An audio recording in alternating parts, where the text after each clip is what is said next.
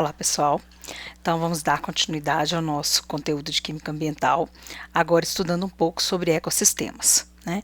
É muito importante para a gente que estuda Química Ambiental saber sobre ecossistemas, pois sem ele e sem o conhecimento do vasto ecossema que está presente no nosso planeta, né, nós não temos condição de avaliar o que está sendo perdido, o que está sendo ganho, o que está sendo impactado, como e por que e onde. Ok? Então, nós vamos hoje, né, aprofundar um pouquinho, então, nos nossos ecossistemas existentes no nosso planeta. Para isso, então, nós precisamos de algumas definições. Então, nós vamos definir, nós vamos fazer algumas definições, né, e algumas estruturas, para que vocês compreendam, né, daqui para frente o palavreado, né, quando for utilizado.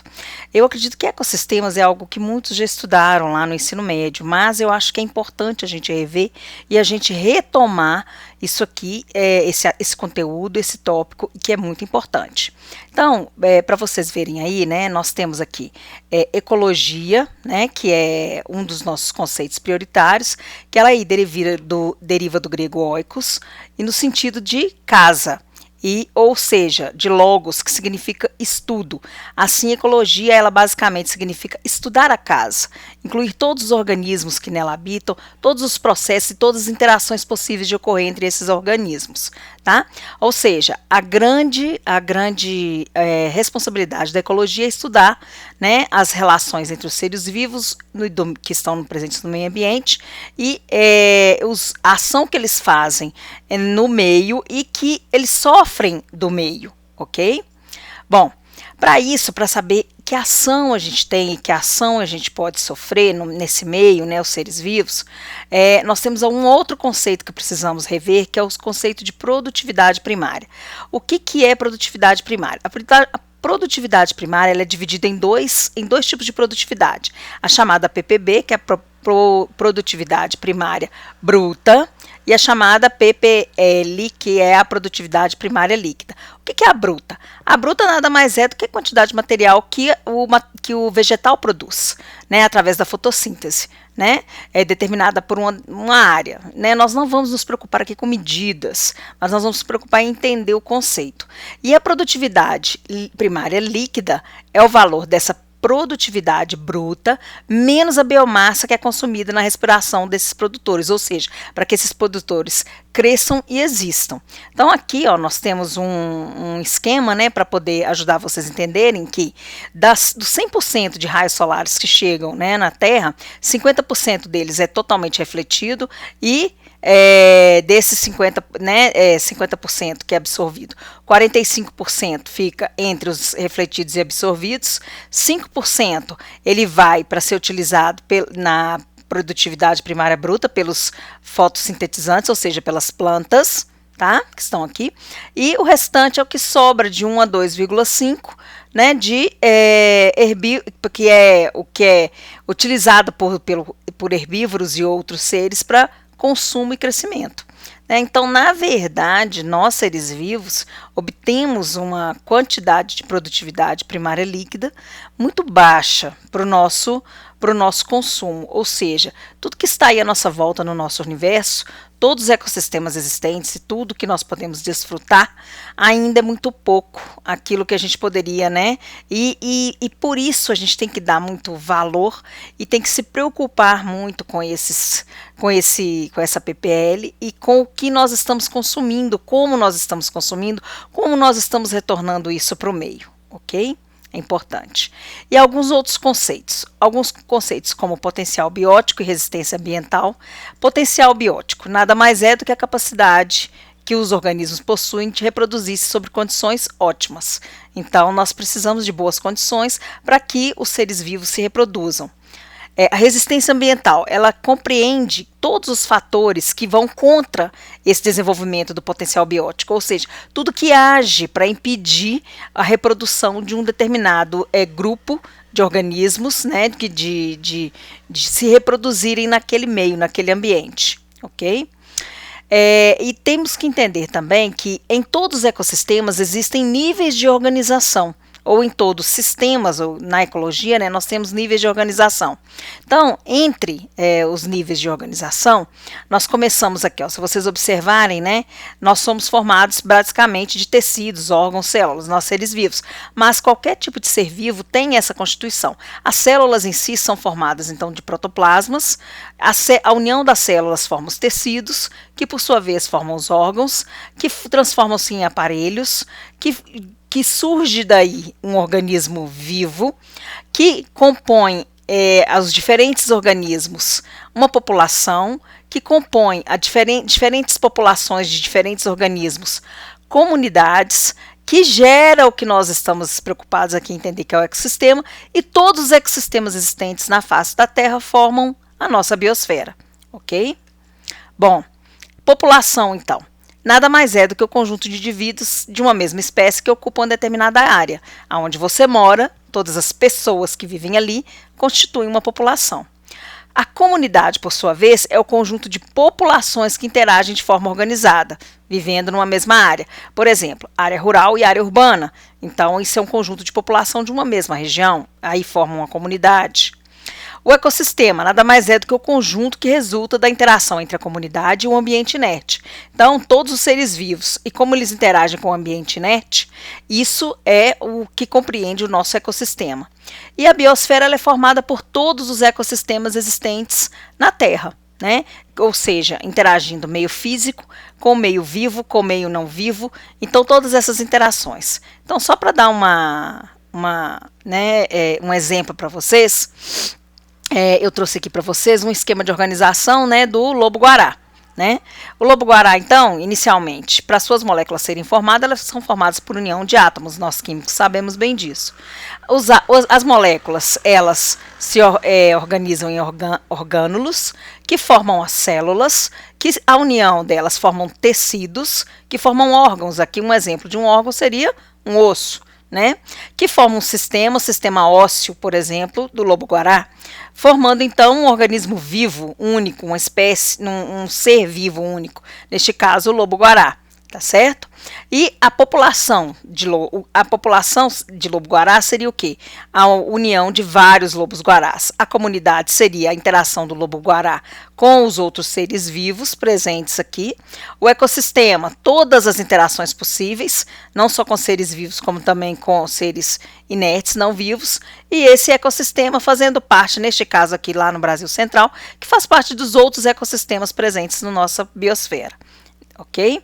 Então, esses são os níveis de organização presentes dentro de um sistema, de um ecossistema. Na verdade, hoje a nossa grande preocupação é estudar esse tipo de interação, tá? E como que ele vem, né, e como ele está organizado na nossa biosfera. Mais algumas definições são importantes, como o biótipo ou biotipo, né, vocês vão ver por aí em alguns livros, que nada mais são do que os elementos naturais que são necessários para a atividade de todos os seres vivos presentes naquele ecossistema. A biocinose, que é o conjunto de seres vivos ali presente, não quer dizer que seja só de uma única população, pode ser de diferentes populações. Nós, seres humanos, vivemos com cachorros, com gatos, né? Essa é a nossa biocinose. A meostase, que nada mais é do que um equilíbrio dinâmico, né, por meio de mecanismos de autocontrole e autorregulação. Ou seja, qualquer evento que venha a ocorrer dentro do ecossistema, ele fatalmente acaba sendo reformulado, reconstruído, né? Ou seja, é aquela máxima, né? Nada se perde, nada se cria, tudo se transforma.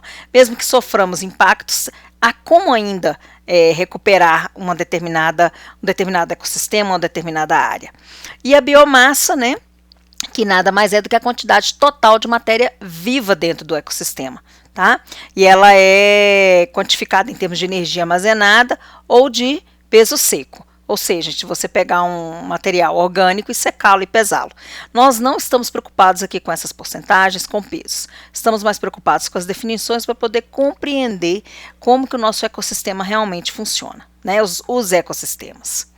Algumas outras definições para a gente, né, dar continuidade. No ecossistema ele é composto então também de elementos abióticos, que são a matéria inorgânica ou sem vida, que no nosso caso em um ecossistema seria água, ar, solo.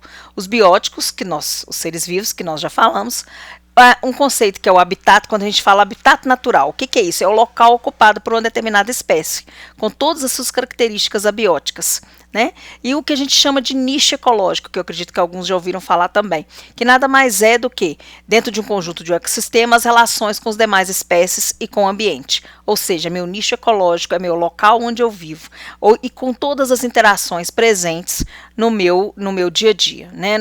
Naquele ecossistema. Bom, então, chegamos então a nosso grande objetivo. Nós temos ecossistemas, o nosso ecossistema na nossa biosfera, ele é dividido em aquático e terrestre. Então, aqui é uma imagem para vocês da interação entre o aquático e o terrestre. Então, o aquático se forma por chuvas, por águas depositadas. Aqui nós temos elementos que vivem como diz assim, seres vivos aqui e não vivos, a interação entre eles. Desculpa. E aqui, voltando, desculpa, gente. E aqui no ecossistema, né, os seres vivos. Então, eu acho que todo mundo sabe, né, que os seres fotossintéticos, ou seja, as plantas, os vegetais, são os nossos produtores primários e os outros são consumidores, né, primários, secundários, os produtores aqui, ó, algas ou plantas, e aqui tanto temos consumidores no sistema aquático quanto no terrestre. Então, nós temos uma interação muito grande dentro dos nossos ecossistemas. Bom, para isso, né, para entender um pouquinho mais sobre ecossistemas aquáticos e terrestres, vamos passar para frente para a gente compreender como que esses ecossistemas são diferentes, né? A gente pode chamar de ecossistemas ou de biomas, né, presentes aí no nosso planeta, né? Nós temos uma grande diversidade de habitats. Por quê? Porque nós temos muita variação de clima, de nutrientes, de topografia. O Cerrado não é igual à Mata Atlântica, a África não é igual ao Brasil, o Brasil não é igual à Rússia. Então, os climas são diferentes, os nutrientes, a grande variedade de seres vivos que estão compondo, né? Porque os seres vivos, eles se adaptam àquele ecossistema. Então, por isso, os biomas, eles compreendem regiões de grande extensão, onde predomina um determinado tipo de vida, ok? Então, esses biomas divididos em aquáticos e terrestres, eles têm características específicas, né, características que os diferenciam. Entre eles, eu vou citar alguns para vocês que são muito importantes. Aqui, por exemplo, fator limitante para o sistema aquático é a luz, ou seja, quanto mais profundo no mar ou num rio, menor a chance de termos vida ali presente. E a vida ali presente, ela tem que se adaptar. Por sua vez, nos ecossistemas terrestres, o fator limitante é a água.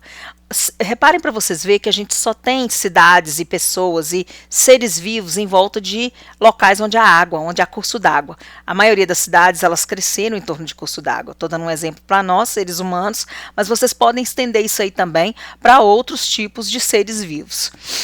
Dando continuidade, podemos ver, né, alguns diferentes entre os ecossistemas. O aquático aqui, ó, ocorre pouca variação de temperatura, tá? Já no terrestre é muito grande. Há dias em que nós começamos um dia na Terra, né, no nosso planeta, com frio, depois chove, depois chuva e depois esquenta novamente. No caso da água, como a capacidade calorífica da água é muito alta, essa variação muito grande de temperatura, ela não ocorre. Tá? Então, ela permanece mais estável. A quantidade de distribuição de gases, né, no ar atmosférico nós temos muito mais do que na água. Na água só temos o oxigênio presente adsorvido à água que os seres vivos captam, né? E mais alguns deles, né, a gente temos esqueletos menos rígidos no aquático, porque o impacto é menor, e nós que vivemos na Terra precisamos de termos esqueletos mais rígidos, e entre outros que estão aqui que vocês podem observar. Bom, nós vamos falar mais um pouquinho dos ecossistemas aquáticos e terrestres e depois eu vou dar exemplos para vocês. Então, dentro dos ecossistemas aquáticos, eles são divididos em água doce. O que é chamado de água doce? É porque ela tem açúcar? Ela é doce? Não. É porque a concentração de sais presentes dissolvidos é de, no máximo, até 0,5 gramas por litro. Então, essa água doce, né, ela é dividida geralmente em sistemas lênticos ou lóticos. Quem são os lênticos? Lagos e pântanos. E os lóticos? Rios, nascentes, corredeiras. Ok? E os ecossistemas aquáticos são divididos, então, são classificadas, né, as águas que têm em quantidades de sais em torno de 35 gramas por litro, como águas marinhas ou águas salgadas, são os nossos oceanos.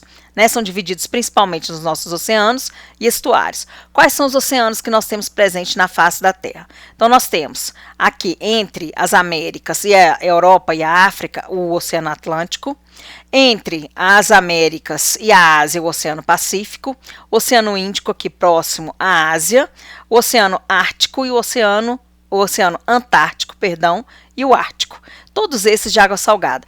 A nossa Terra, o nosso planeta, ela é constituída basicamente de água. Nós somos chamados planeta azul, não é sem motivo, né? Nós temos uma quantidade de água que compreende e que está presente no nosso planeta muito grande.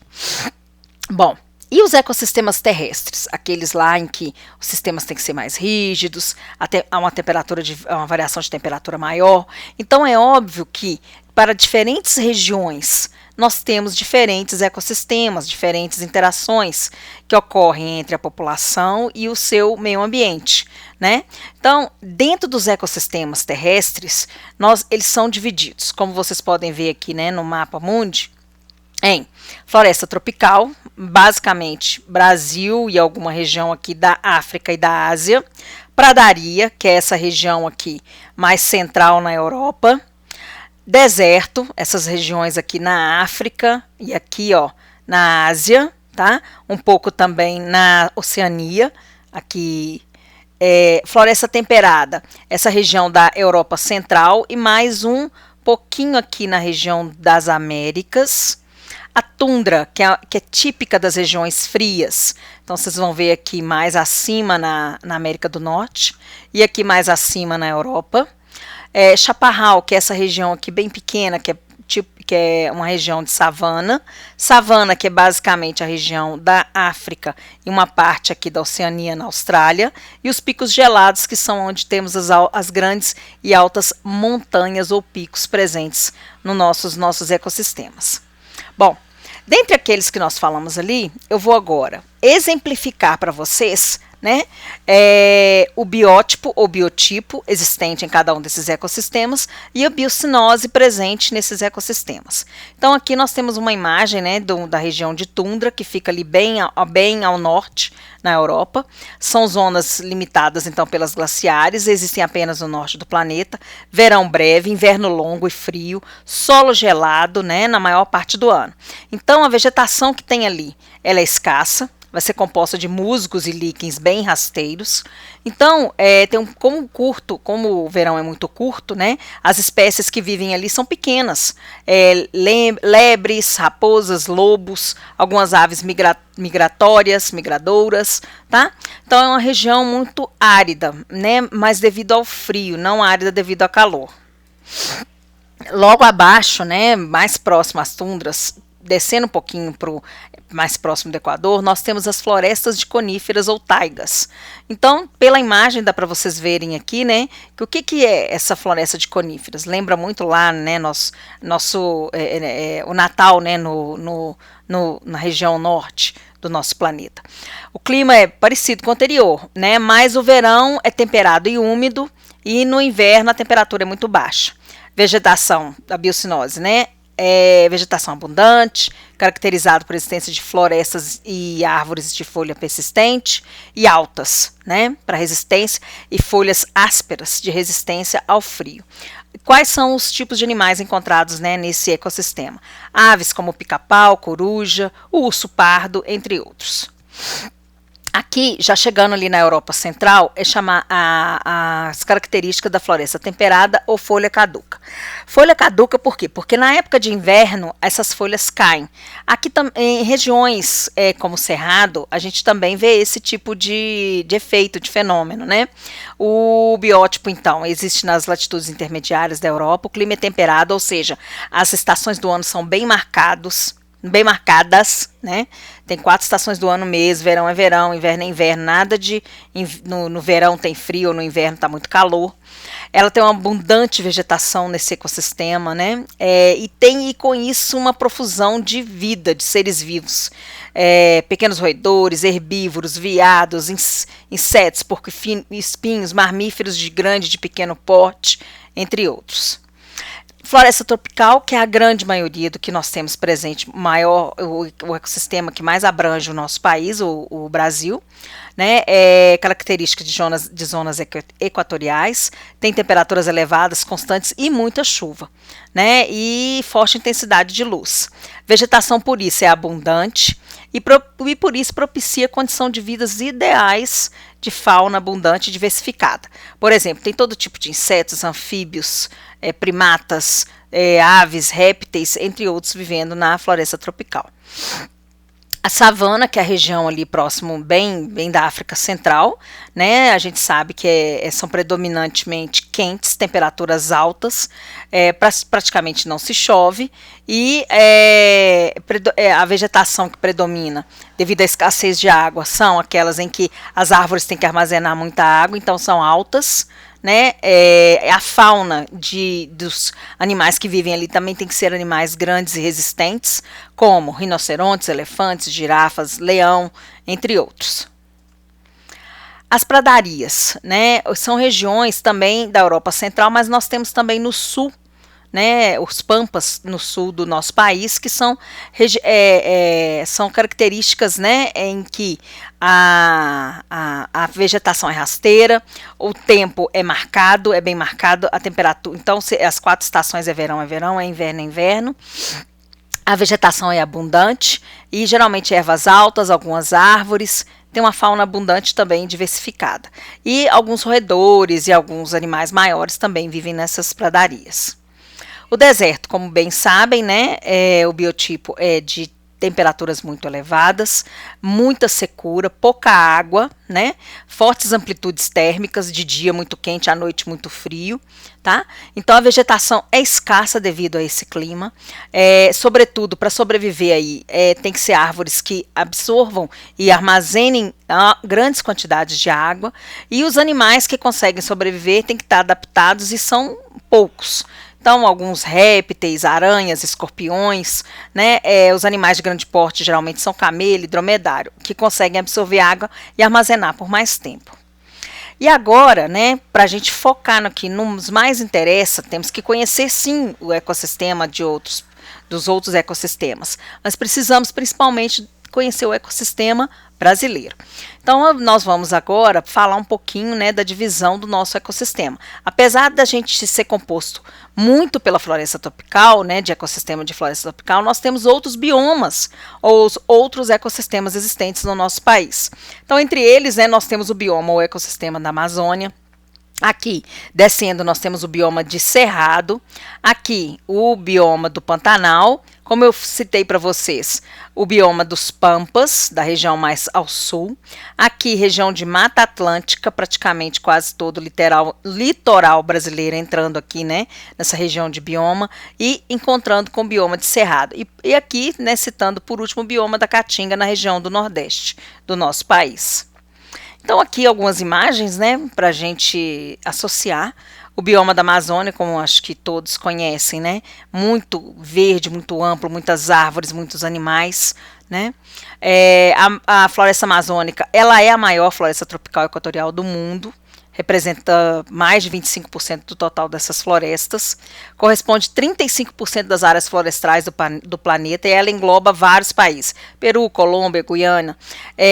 Muitos, né, falam que a Amazônia, por ser essa região aí tão ampla, né, e abarcar tantos estados, o Amazonas, Roraima, Pará, Mato Grosso, Maranhão, no nosso país, e que ela, por ser considerada pulmão do mundo. Né, a área aqui, para vocês verem, né, de floresta amazônica é muito grande, 5 milhões de quilômetros quadrados aproximadamente. Mas acontece que a Amazônia, ela possui um clima equatorial úmido e apresenta solos com baixo nível de nutrientes, né? Então ela desfaz essa ideia de que a exuberância dela é que seria grande, produto da grande fertilidade, que nós não poderíamos estar, né, comercializando. Mas na verdade o que se tem é que abaixo do solo da Amazônia tem muito minério, muitos minérios, diferentes tipos de minérios. Além das árvores, né, que a gente sabe que muitas têm sido comercializadas ilegalmente na Amazônia. Ok? E ser pulmão do mundo, para que outros países achem, né, se sintam no direito de interferir, não, na verdade, a quantidade de oxigênio no mundo ela é fornecida não somente por plantas, mas também por algas que vivem nos oceanos, né, que estão presentes no oceano. Então, não é só isso. Então, quando a gente fala em química ambiental, quando a gente fala em educação ambiental, a gente tem que pensar também na política e em tudo que está envolvido por trás e nos interesses econômicos envolvidos, né? Não é meramente só replicar o que está na mídia. Então aqui algumas imagens, né, para vocês compreenderem as espécies que vivem, né, na Amazônia. A onça-pintada, a arara azul, né, é uma região onde tem muita chuva, por isso a vegetação é muito abundante e também os animais, né, o fruto típico do Brasil que é o guaraná, peixe-boi que é o nosso maior peixe, um dos nossos grandes mamíferos aquáticos. Bom, e aí depois passamos para a Mata Atlântica, que é uma típica mata tropical, é um típico ecossistema de floresta tropical. A Mata Atlântica, né, ela engloba uma área de 1 milhão de quilômetros quadrados, cerca de 15% do nosso território, e ela está presente, né, e ela faz parte, né, cobrindo quase 17 estados brasileiros, nessa região aqui, né, que é o mais na região, né, litorânea e abrangendo aqui também São Paulo e o Paraná. Só que esse bioma, esse ecossistema, vem sofrendo a ação dos seres humanos, da ocupação no Brasil, desde 1500. Então, na verdade, a nossa Mata Atlântica, ela era, né, essa região mais clara que vocês estão vendo aqui. E essa região mais escura é a que sobra hoje, para que a gente possa, né, trabalhar e a gente consiga, né, preservar essa Mata Atlântica. Então, quer dizer, já foi consumido muito dela, né? Aqui é a Mata Atlântica original, para vocês verem, né? E aqui o que sobrou é esse verdinho aqui, ó. Esse verdinho bem aqui, que é a nossa Mata Atlântica. E aqui não, aqui é nossa, onde ela seria original. Mas é óbvio, né, que para que haja população sobrevivendo e usufruindo dos ecossistemas, isso aqui acaba mudando um pouco mesmo, né? Um consumo existe, mas hoje nós temos uma quantidade muito pequena, então é essencial ter que preservar. Comparando com a floresta amazônica, né, ela tem uma diferença, né, na sua localização, tem maiores altitudes, os tipos climáticos é tropical úmido de altitude, né, subtropical. Em 2002, ela foi decretada reserva da biosfera pela Unesco, tá? Então, todos os animais que ali vivem hoje estão protegidos. Como dizem, né, protegidos, né, e tem que ter pessoas que se preocupam com isso. Então, aqui alguns exemplos, né, o macaco-prego, a ararinha amarela, a ararajuba, né, aqui uma foto da Mata Atlântica para vocês verem a diversidade, né, que nós temos presentes nesse ecossistema. Mais alguns animais que vivem nesse ecossistema, que é o mico-leão-dourado, o sairá, que é o sairá, que é esse passarinho, o bicho-preguiça, o tamanduá-mirim, que são outros animais típicos. Como eu falei com vocês, na região sul também existem os pampas, onde nós temos vegetação predominantemente herbácea, mais baixa, propícia para plantações e para a agricultura e pecuária, né? É o que nós sabemos também que é o típico da região dos pampas. Então, o bioma dos pampas ou dos campos sulinos, ele é mais aplainado, tem algumas espécies mais altas, mas não tanto. Tipicamente região onde a agricultura e a pecuária podem, né, e são bem expansivas, tá? Bom, dando continuidade, a minha apresentação demora um pouquinho, mas ela passa para frente. Bom, vamos falar então da caatinga. A caatinga, né, ela estende-se basicamente, é um ecossistema que se estende basicamente por todo o interior nordestino. Ela é marcada de clima semiárido e chuvas irregulares, né? Quando a gente fala isso, Aí, caracteristicamente, a gente pensa, se tem chuvas irregulares e é semiárido, a vegetação, então, ela é constituída por arbustos tortuosos, né, que perdem as suas folhas na estação de seca, tipo lá que eu falei com vocês na floresta temperada. Ou seja, essa vegetação cai para poder nutrir a quantidade de água suficiente, porque na época de seca, na época, né, onde tem pouca água, para essa vegetação sobreviver. Então, tem muitos cactos. E é aquela vegetação mais seca, com menor quantidade de folhas. Não é típica como da floresta da Mata Atlântica ou da Amazônia. Aqui mais algumas imagens, né, do bioma da Caatinga. Novamente demora um pouquinho, mas a gente consegue passar para frente. Bom, aqui alguns tipos de cactos, né? Não sei se nas cidades onde vocês vivem, vocês têm o hábito de ver, né? O mandacaru, os xique-xique, que são espécies que absorvem e armazenam grande quantidade de água, muito de gado e até pessoas se alimentam, né, desses vegetais, justamente pela quantidade de água que eles contêm. Continuando mais algumas imagens. Aqui alguns animais que vivem, né, na Caatinga, são animais de pequeno porte. Aqui um preá e um periquito da Caatinga. E passando mais para frente um pouquinho, vamos falar agora do Pantanal. Já o Pantanal, gente, ele é uma faixa, né, de transição de formas vegetais entre Amazônia e Cerrado. Então, por isso, ele é muito complexo. Então, ele tem tanto altas vegetações como muita água, como regiões de seca, em épocas de seca. Né? Ela ocupa a terra entre o Paraguai, Bolívia e Brasil. E nós sabemos que, tipicamente, né, esses rios alagados e faixas de plantas abrigam uma infinita quantidade de animais, né, presentes. Então, aqui uma imagem do Pantanal. Né, esse é uma imagem do tuiuiu, que é a ave símbolo do Pantanal. Então, lá vivem animais de grande e pequeno porte. Os de grande porte, né, jacaré, sucuri, entre outros. E a região do Cerrado, né, tipicamente região que fica aqui próximo ao norte de Minas Gerais, chegando ali até a Bahia, né, pega um pouquinho, bem pouco do Mato Grosso, Goiás. E ela é muito parecida com a savana africana. É constituída por uma vegetação caducifólia. O que é isso? Cai as folhas, né, para preservar. As raízes e troncos costumam ser retorcidos. E os animais são de pequeno porte. Faz frio, faz calor, tem altas temperaturas e baixas temperaturas. Bom, o que eu tinha, né, para falar um pouco para vocês de ecossistemas, né, dos ecossistemas aquático e terrestre, sobre as características de cada um, encerra com o Cerrado brasileiro. Mas nós temos que pensar que hoje nós não temos só a divisão, né, de ecossistema aquático e urbano, de aquático ou terrestre. Nós vivemos num ambiente urbanizado, que está atrelado ao ecossistema terrestre, mas, no entanto, também está atrelado ao ecossistema aquático, porque nós precisamos da água e dos seres que vivem nesse ecossistema. Então, o ambiente urbano, que é um ecossistema dito novo, mas encarado de forma nova, mas que ele existe e vem se expandindo nas cidades, né, e nas comunidades, nas populações. O ambiente urbano, então, né, esse ecossistema é formado por dois sistemas que estão interrelacionados, que é o meio físico e o meio físico e biológico, solo, vegetação, animais, e o sistema antrópico, ou seja, constituído por homens e as várias diversas atividades que os homens hoje implementam nesses sistemas urbanos. Né?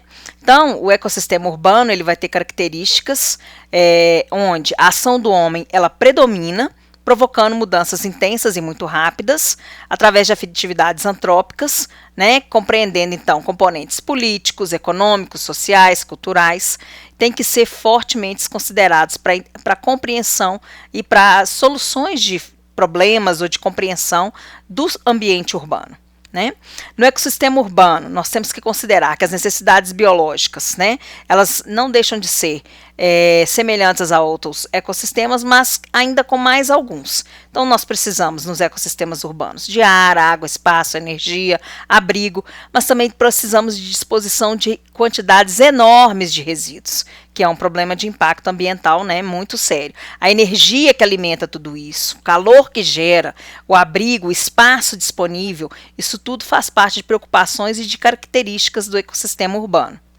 Então, dentre as necessidades culturais, né, que também são necessidades que o ecossistema urbano, né, é inerente a ele, nós temos que as organizações políticas, sistema econômico tem que estar definido, tecnologias que estão implementadas, transporte, comunicação, né, entre outros. Ou seja, nós temos necessidades culturais para os seres que vivem no ambiente ou no ecossistema urbano. Então, esse ecossistema urbano, ele nunca vai ser um sistema fechado, ele vai ser sempre um sistema aberto, onde vai estar trocando materiais, energia com outros ambientes, ideias, produção, resíduos são lançados, parte entra e volta para os ambientes externos, outra parte não. Então, o ecossistema urbano, ele é muito complexo, né? E por isso nós temos que procurar, né, não só nós, mas todos os seres vivos, né, toda a humanidade tem que procurar um equilíbrio relativo nesse ecossistema. E esse é o grande desafio do homem hoje, né, é a questão de equilibrar as ações do homem com a conservação dos recursos naturais, ou seja, como alcançar o dito desenvolvimento sustentável das cidades, né? Nós vamos falar nas próximas aulas um pouco mais de desenvolvimento sustentável, nós não vamos, né, nos ater aqui em detalhes, mas aqui fica uma imagem para vocês, né, de um sistema urbano bem complexo, né? Não sei se todos habitam cidades assim, né, que estão aí na nossa aula, mas são situações, sim, que o nosso planeta vivencia, né?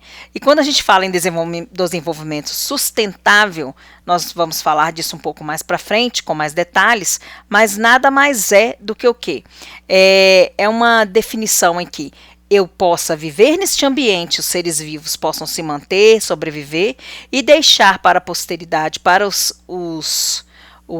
utilizando os recursos naturais, mas que outros que vierem futuramente também possam utilizar esses recursos naturais e sobreviver dentro desse ecossistema, ok?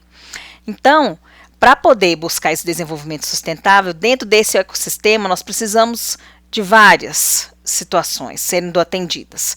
Temos que ter um sistema político que assegure a efetiva participação dos cidadãos, um sistema econômico que seja capaz de gerar excedentes e know-how técnico em bases confiáveis e constantes, um sistema social que possa resolver tensões causadas por um desenvolvimento não equilibrado, entre outros, tá? Deixo aí para vocês, né, compreenderem um pouco mais, né, sobre o que a gente busca, mas nós vamos voltar a falar nesse sistema.